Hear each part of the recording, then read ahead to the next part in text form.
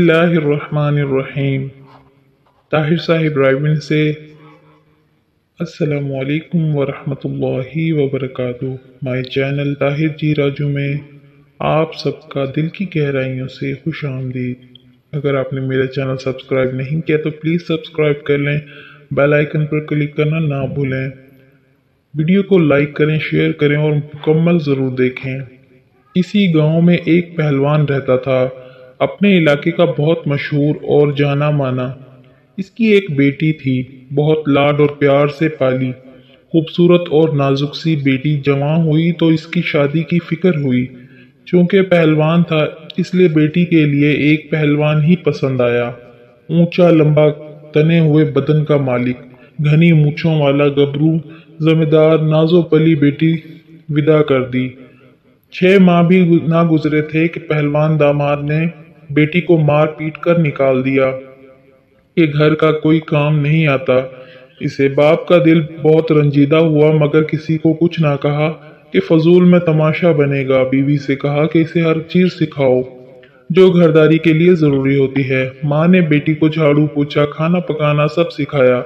चंद माह बाद सिला सफाई हुई। दामाद को बुलाया, माफी मांगी कि शर्मिंदा हैं, लाड प्यार में घरदारी ना सिखाई। 6 माह ना गुजरे कि बेटी फिर मार खा के मैके वापस आ गई कि कोई सीना परोना नहीं आता। फिर पहलवान बहुत दुखी हुआ, फिर बीवी को कहा इसे सीना परोना सिखाओ।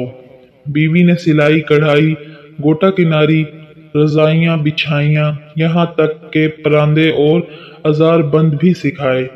फिर दामाद को बुलाया, गलती की माफी मांगी और बेटी रुखसत की।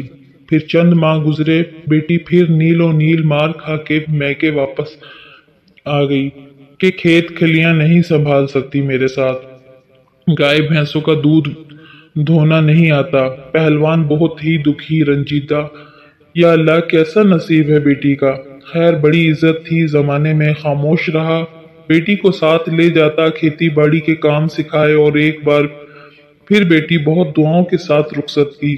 फिर चंद दिन गुजरे, फिर बेटी रोती हुई मैके। पहलवान ने सवाल किया, बेटी अब क्या माजरा हुआ?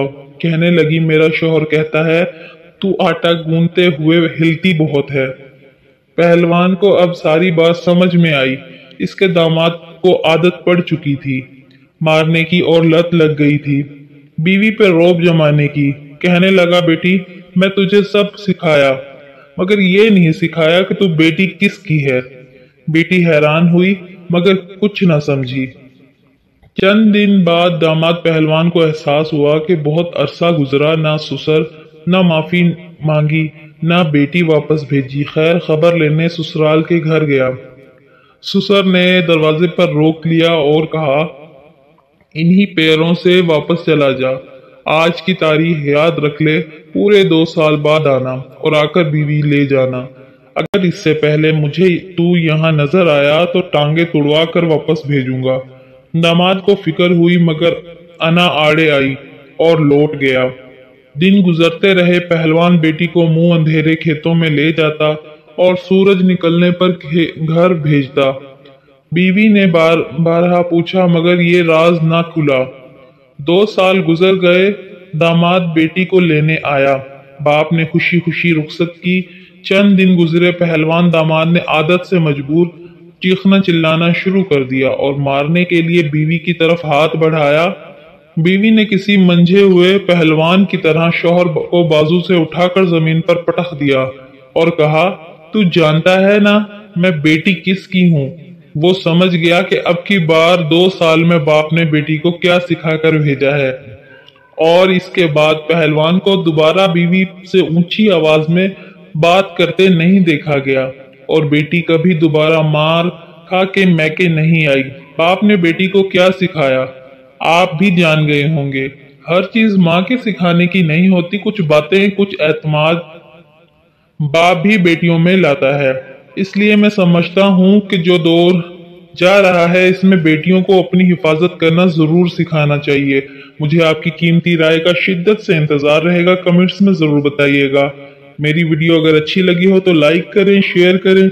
मेरे चैनल सब्सक्राइब नहीं किया तो प्लीज सब्सक्राइब कर लें, बेल आइकन पर क्लिक करना ना भूलें। दुआओं में याद रखें। अल्लाह हाफिज।